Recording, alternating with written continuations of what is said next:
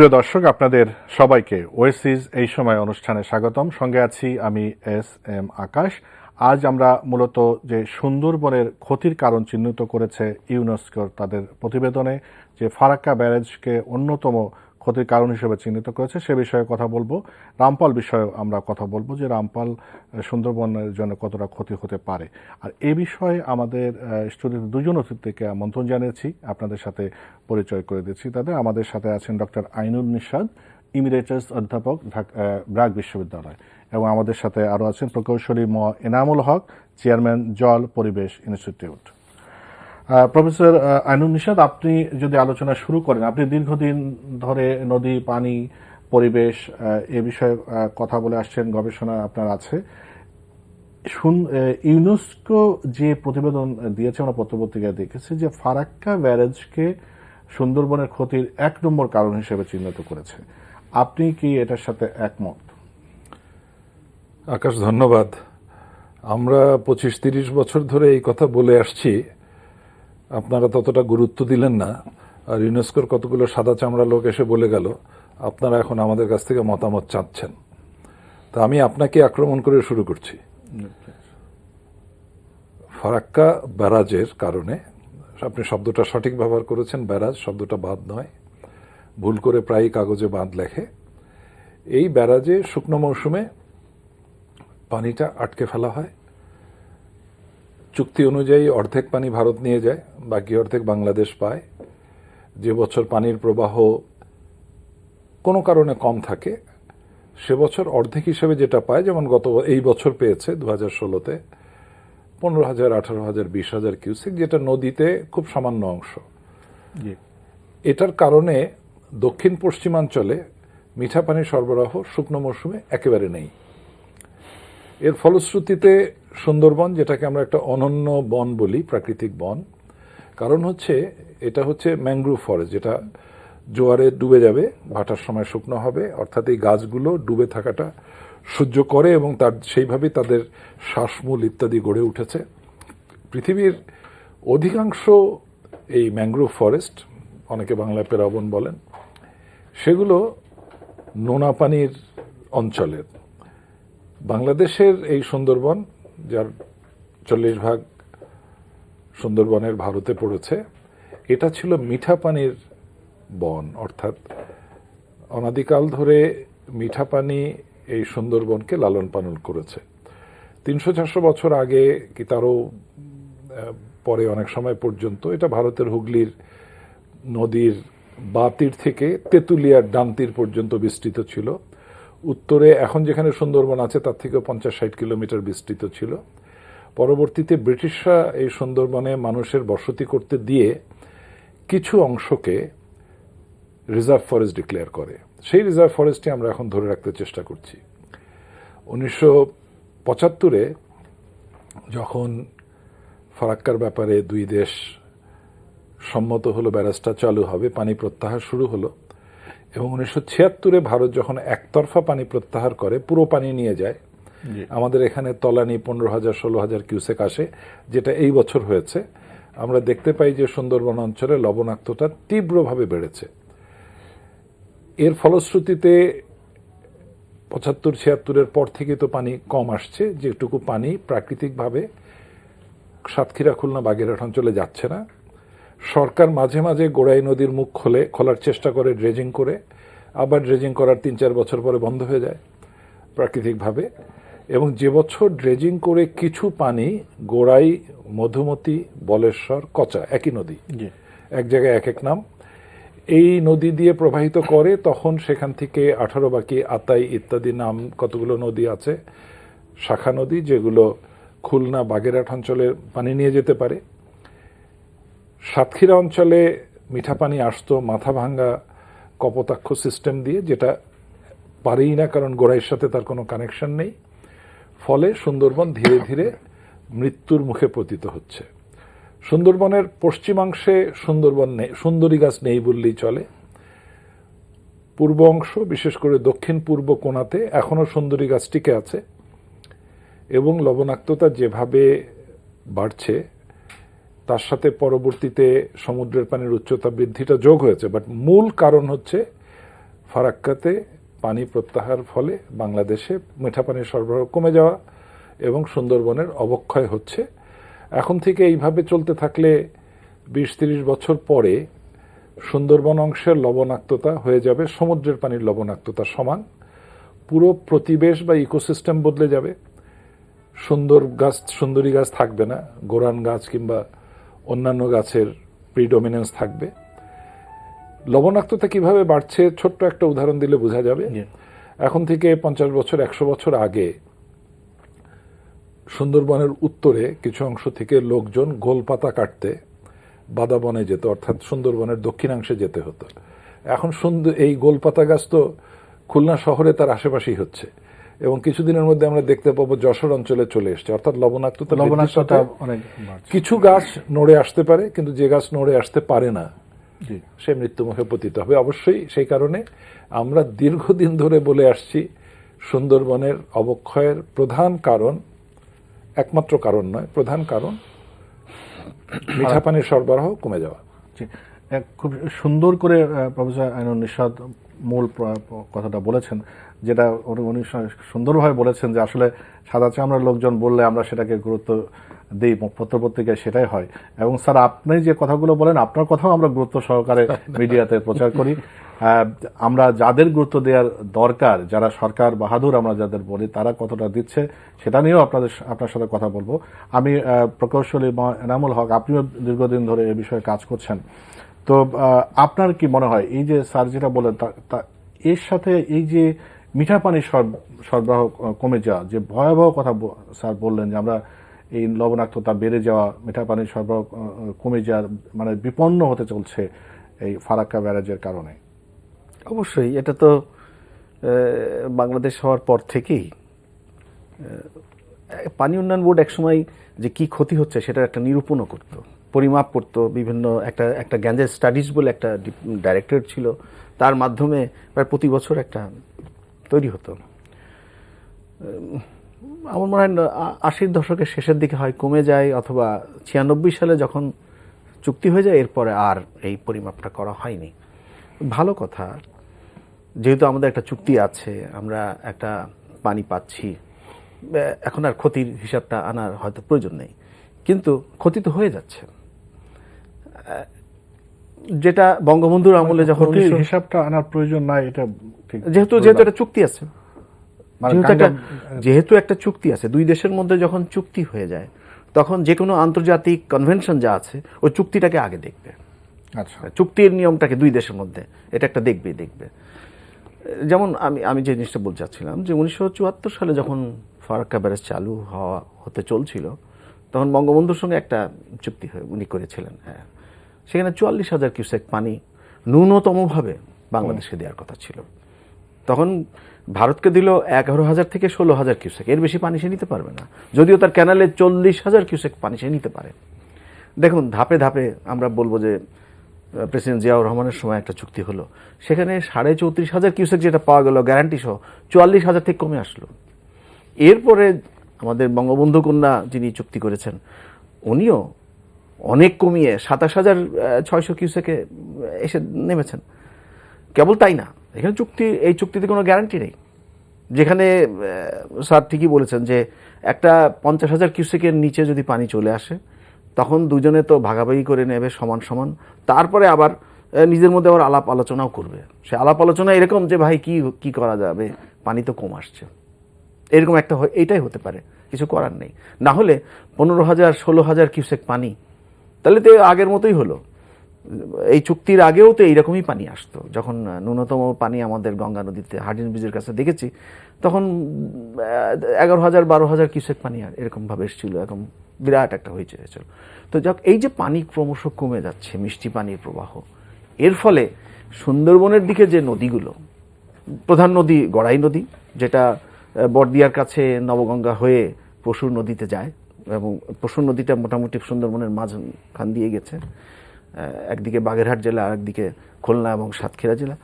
এছাড়া মাথাভাঙা দিয়ে যে পানির আসার সুযোগটা ছিল, মাথাভাঙা দিয়ে পানি কম আসতো, কিন্তু এখন তো মাথাভাঙা একদম মরেই গেছে।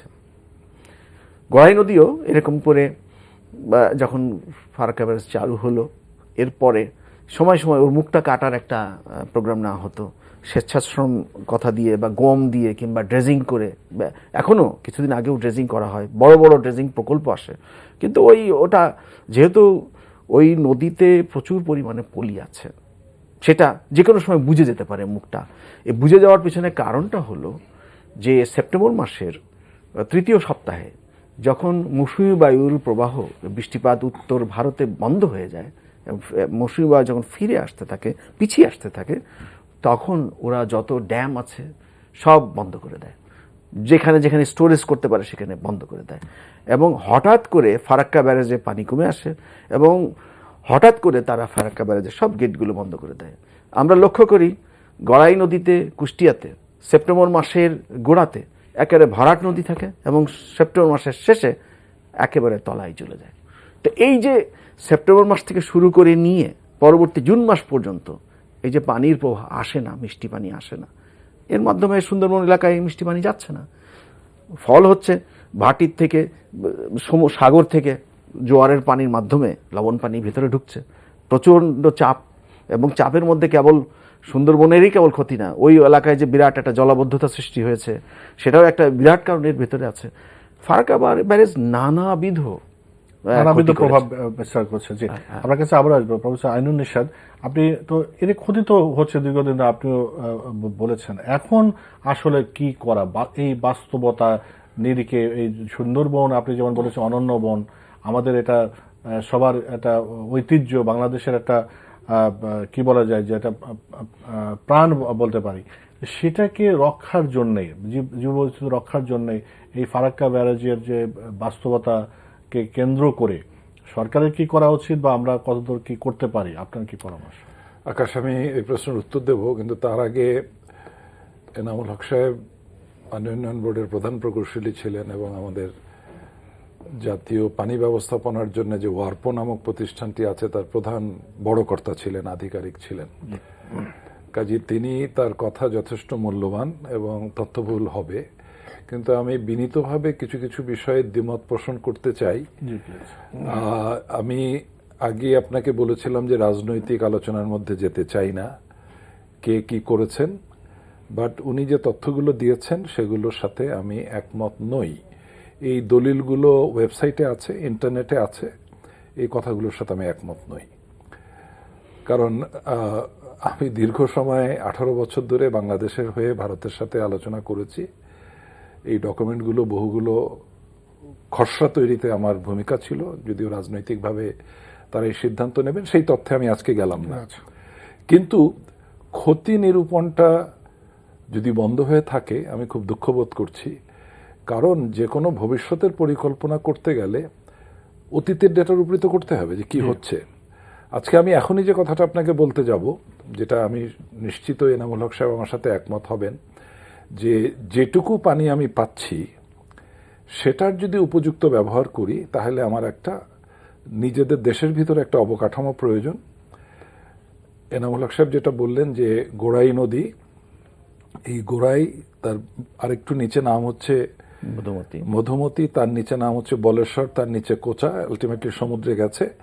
এটা কিন্তু বলেশ্বর বাগেরহাট খুলনার মধ্যে দিয়ে গেছে, ওপাশে বরগুনা, যাই হোক। তো এইটা যখন আমি কোনো প্রকল্প করব, যে এই প্রকল্প করলে আমার কি উপকার হবে, তাহলে আমাকে প্রথমে দেখাতে হবে যে ক্ষতিগুলোকে আমি কমাতে পারছি। সো ক্ষতি বন্ধ করা, damage prevented is my benefit. কাজেই উনি যে কথাটা বলেছেন, কথাটা সত্যি যে গঙ্গার উপরে প্রভাব কি পড়ছে সেটা স্টাডি করার জন্য আলাদা একটা সুপারিনটেন্ডিং ইঞ্জিনিয়ার স্টাডিজ ছিল। কিন্তু দুঃখের বিষয় হচ্ছে তার রিপোর্টগুলো খুব গোপনীয় ছিল। সেগুলো এনামুল হক সাহেবরা কিংবা তার মতো বড় কর্তাদের হয়তো অ্যাক্সেস ছিল না, এটা কোথাও বস্তাবন্দি হয়ে আছে, বস্তাবন্দি। আমার মতো বিশ্ববিদ্যালয়ের অধ্যাপকের কাছে এটা অ্যাক্সেসেবল ছিল না। সে কারণে যে কবে বন্ধ হয়ে গেছে এটা আমরা বুঝতে পারিনি, কারণ আগে যেহেতু আমাদের অ্যাক্সেস ছিল না। এটা যদি আমরা বুঝতে পারতাম তাহলে আমরা হইচই করতাম, কারণ এই ডেটাটা অত্যন্ত ইম্পর্টেন্ট। অবশ্যই, কারণ একদিনে স্যালারিটি তো বাড়েনি, আস্তে আস্তে আস্তে, কারণ বর্ষার সময় আবার পানি আসছে, শীতের সময় আবার লবণাক্ত হচ্ছে, কিউমুলেটিভ এফেক্ট হচ্ছে। এর সাথে ওই অংশে চিংড়ি চাষকে অনেকে দায়ী করেন, ক্লাইমেট চেঞ্জকে আমি দায়ী করব, অবকাঠামো নির্মাণকে আমি দায়ী করব, বহু অবকাঠামো উল্টাপাল্টাভাবে নির্মিত হয়েছে, পানির প্রবাহটাকে আর একটা স্বচ্ছ রাখা উচিত ছিল। এর সমাধানটা কি? সমাধান ওই যে এনামুল হক সাহেব বললেন, আমি যেটা বললাম, যে মিঠা পানির সরবরাহ বাড়াতে হবে এবং ওই অংশে যে জালের মতো নদী আছে, অ্যাকচুয়ালি মাথাভাঙ্গা সিস্টেমটা হচ্ছে জলাঙ্গি থেকে এসছে, সেটা মাঝখানে ডিসকানেক্টেড হয়েছে। শুধু তাই নয়, ভাগীরথী প্রথম শাখা নদী, তারপরে হচ্ছে জলাঙ্গি, মাথাভাঙ্গা, তো ওটা আবার দুই ভাগ হয়ে যায়, জলাঙ্গি মাথা। এরপরের শাখা নদীটার নাম ছিল হিসনা, যেটা 60-এর দশকে পানি উন্নয়ন বোর্ডের মাথাটা বন্ধ করে দেয়, যে ওখান থেকে পানি যাতে বর্ষার সময় ঢুকে বন্যার সৃষ্টি না করে। অর্থাৎ বন্যা ব্যবস্থাপনার নামে একটা নদীকে কিল করে ফেলা হয়। তারপরেরটার নাম হচ্ছে গোড়াই, যেটার মুখটা বন্ধ হয়ে যায়। তারপরেরটার নাম হচ্ছে চন্দনা বারাসিয়া, পাংশার ভিতর দিয়ে ফরিদপুরে গেছে। তারপরে যেটা ঢুকেছে পানি নিয়ে, সেটা হচ্ছে আরিয়াল খাঁ মাদারীপুরে ঢুকেছে। তাহলে এখন আমি যদি হিসনা এবং গোড়াই দুটো বাংলাদেশের ভিতরে, কিংবা ভারতের সাথে যদি আমাদের সহযোগিতামূলক চুক্তি হয়, তাহলে জলাঙ্গি, মাথাভাঙ্গা, কারণ এই দুটোই কিন্তু আবার বাংলাদেশের ভিতর দিয়ে সমুদ্রে গেছে, কপোতাক্ষ সিস্টেমকে পানি দিতে গেলে ভারতের সাথে সহযোগিতা ছাড়া উপায় নেই। এই নদীগুলোকে যদি চালু করা যায়, এবং যেহেতু এনামুল হক ঠিকই বলেছেন, চুক্তি একটা আছে, সেটাকে সম্মান দেখাতে হবে, সেই চুক্তি এবং একটা ট্রিটি, চুক্তির সর্বোচ্চ ফর্ম, এই চুক্তিতে আমরা 35,000 কিউসেক পানি পাওয়ার কথা, এবং এটা যদি খুব কম হয় তাহলে 27,600 পাই। আমি আগে বলেছি চুক্তি নিয়ে আমি আলোচনায় ঢুকবো না, কিন্তু 27,600 3টা 10 দিন, মানে ওখানে একটা বন্টন ব্যবস্থা আছে, আমরা পাই, এবারও পেয়েছি। আমরা যখন 27,000 পেয়েছি, ওরা পেয়েছে 15,000, ওরা যখন 27,000 নিয়েছে, আমাদের দিয়েছে 15,000। তো যখন আমরা ধরে নিচ্ছি যে 27,000, 35,000 এরকম একটা পরিমাণ পাবো, এর থেকে যদি 10,000 কিউসেক আমরা গোড়াই সিস্টেম দিয়ে দিতে পারি, সেখান থেকে নদীগুলোকে যদি কানেক্ট করতে পারি, যেগুলো মানুষের দখলে চলে গেছে, এবং আমার জানা মতে এই মুহূর্তে পানি উন্নয়ন বোর্ড 18 বাকি নদী পুনর্খনন করছে, অর্থাৎ নদীটাকে নদীর কাছে ফিরিয়ে দিচ্ছে। কোনো নতুন আর্টিফিশিয়াল খাল হচ্ছে না, যে নদীটা ছিল মানুষ জবরদখল করে বন্ধ করেছে, সেটা যদি করতে পারি, তাহলে বাগেরহাট অঞ্চল, খুলনা অঞ্চলে মিঠা পানি যাবে। আর যদি আমরা মাথাভাঙ্গা, চূর্ণী, কপোতাক্ষ, ওই সিস্টেমটাকে, হরি, শ্রীনদী, এই সিস্টেমটা, নবগঙ্গা, এগুলোকে যদি আমরা কানেক্ট করতে পারি, এই 35,000 থেকে 10,000, 12,000 দিতে পারলেই ওখানকার লবণাক্ততা অনেকটা প্রশমিত হবে। এর জন্যে গঙ্গা ব্যারাজ করা প্রয়োজন। আমার জানা মতে পানি উন্নয়ন বোর্ড এটা টপ প্রায়োরিটি প্রজেক্ট হিসেবে নিচ্ছে। আমার জানা মতে পানিমন্ত্রী এটার ব্যাপারে যথেষ্ট চেষ্টা চালিয়ে যাচ্ছেন। আমার জানা মতে বাংলাদেশের মাননীয় প্রধানমন্ত্রী ভারতের প্রধানমন্ত্রীকে অনুরোধ করেছেন যে এই প্রকল্পটা যৌথভাবে নেয়ার জন্য। যেহেতু এটা একটা আন্তর্জাতিক নদীর উপরে, যদি আমরা নিজেদের অর্থায়নে করতে পারি সেটা অন্য কথা, কিন্তু কোনো দাতা সংস্থার অর্থায়নে যেতে গেলেই ভারতের সাথে সহযোগিতামূলক অবস্থানে যেতে হবে। তাহলে এটাই হচ্ছে সমাধান। প্রথমে একটা পলিটিক্যাল সেটেলমেন্টে আসতে হবে যে আমরা এই অবকাঠামো তৈরি করব। আমার জানা মতে না, আমি ফিজিক্যালি উপস্থিত ছিলাম, 96তে চুক্তির পরে 97তে ভারত বাংলাদেশকে বলেছে যে তোমরা গঙ্গার উপরে, বাংলাদেশে আমরা যেটাকে পদ্মা বলি, অবকাঠামো তৈরি করে এই পানিটার সুব্যবহার, সদ্ব্যবহার করার কাজ শুরু করো। আমি মনে করি অনেক সময় পার হয়ে গেছে, 96 চুক্তির পরে, ট্রিটির পরে 20 বছর চলে গেছে, আর 10 বছর হাতে আছে। অবিলম্বে এটার কাজ শুরু করা উচিত, এবং এর জন্যে সোজাসুজি ভারতের সাথে সহযোগিতামূলক ব্যবস্থা ঠিক করা ছাড়া কোনো গতি নেই, অন্যথায় কেউ পয়সা দেবে না। এনামুল হক, আপনি যদি একটু বলেন, স্যার যেটা বলেছেন যে এই সমাধান সুন্দরবনকে রক্ষা করার জন্য, জীববৈচিত্র্য রক্ষা করার জন্য মিঠা পানির সরবরাহ বাড়াতে হবে, কারণ আমাদের মিঠা পানি সরবরাহের কারণেই লবণাক্ততা সরবরাহ কমে যাওয়ার কারণে লবণাক্ততা বেড়েছে, এবং যা যে বিরূপ প্রভাব দেখা যাচ্ছে সেটা দেখা যাচ্ছে। স্যার একটা প্রেসক্রিপশন দিয়েছেন কি কি করা যেতে পারে, আপনি কি তার সাথে একমত? বা এনামুল হকের আগে আমি একটা যোগ করে নিই, আমি নিশ্চিত যে এনামুল হক আমাকে সমর্থন করবেন। এই মিঠা পানির সরবরাহটা বাড়ানো হলে ওই অঞ্চলে খাবার পানির যে তীব্র সংকট দেখা দিচ্ছে, এটাও প্রশমিত হবে। বিশেষ করে সাতক্ষীরা, শ্যামনগর, অভয়নগর, আশাশুনি, অভয়নগর বলছি, তার উত্তরে যে থানাটা, কয়রা, তারপরে বাগেরহাট, এই সমস্ত অঞ্চলে যে তীব্র লবণাক্ততা এবং খাবার পানির তীব্র সংকট, মিঠা পানি, খাবার পানি নেই, প্রত্যেকটা মানুষকে পানি কিনে খেতে হয়, এইটা থেকেও অনেকটা রক্ষা পাওয়া যাবে। এনাম, আপনি যেহেতু সরকারি একজন কর্মকর্তা ছিলেন, সরকারি কর্মপদ্ধতি সম্পর্কে আপনার ধারণা আছে এবং এই সংক্রান্ত কাজই আপনি করেছেন। এই স্যার যেটা বললেন যে অনেক দিন চলে গিয়েছে, আসলে দেরি হয় কেন, বা এখন কোন পর্যায়ে আছে সরকার?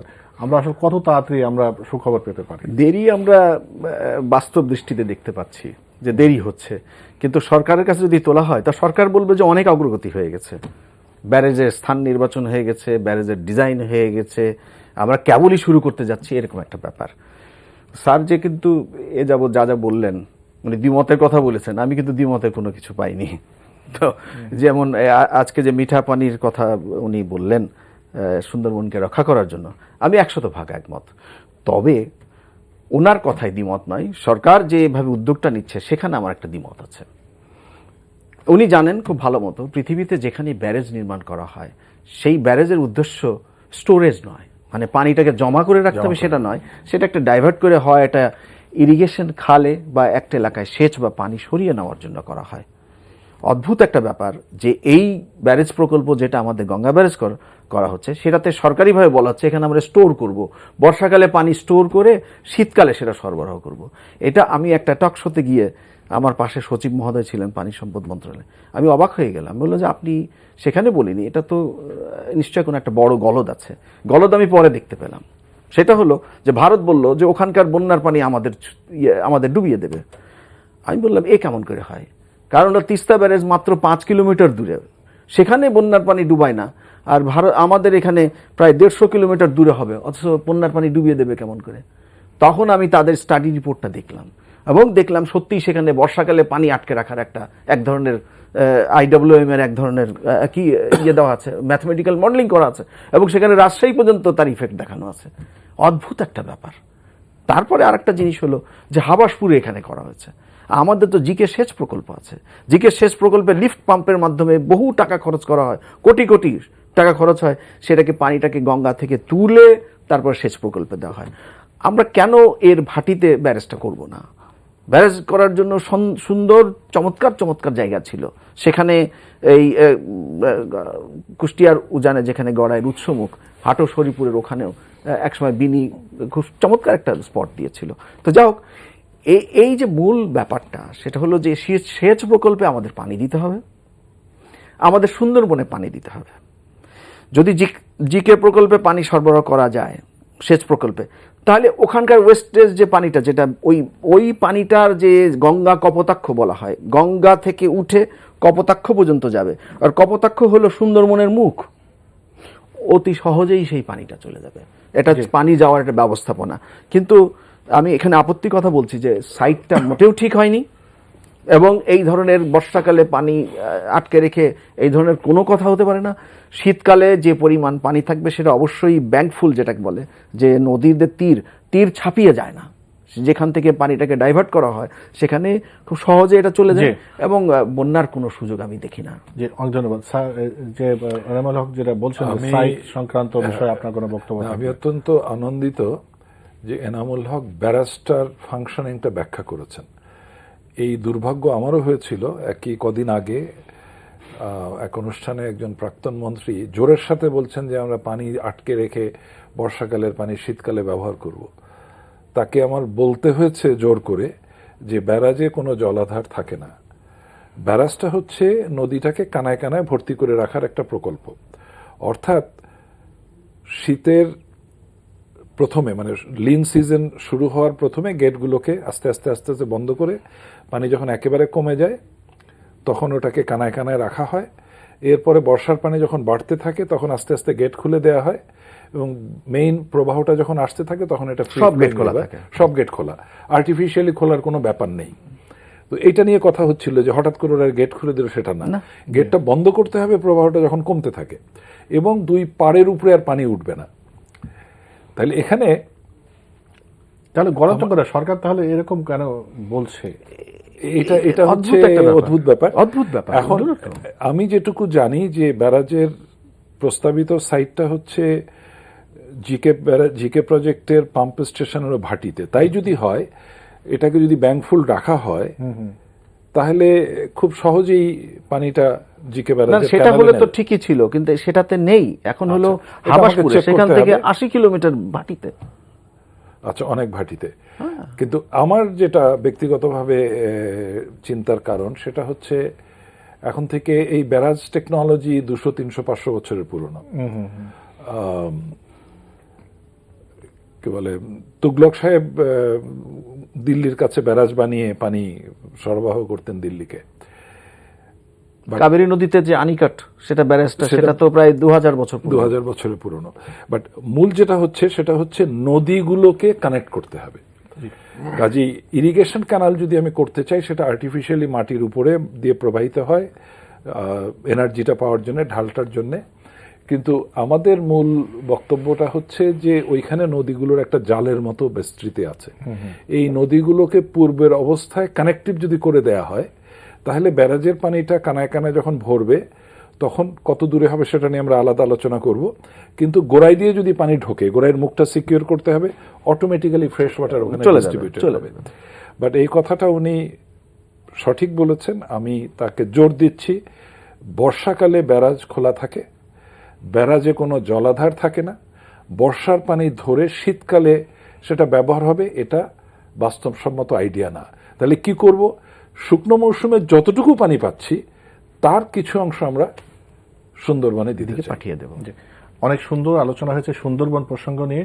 আর যে প্রসঙ্গ শুনে সরকার যারা সংশ্লিষ্ট আছে তারা অবশ্যই এটা ভেবে দেখবেন যে ব্যারাজের সাইটটা কোথায় হবে, এবং যে কত সুন্দর করে বললেন যারা যারা এটা সাথে সংশ্লিষ্ট তারা আমার মনে হয় এটা ভেবে দেখবেন যে আসলে এই বৃষ্টির পানি ধরে রাখা যায় কিনা।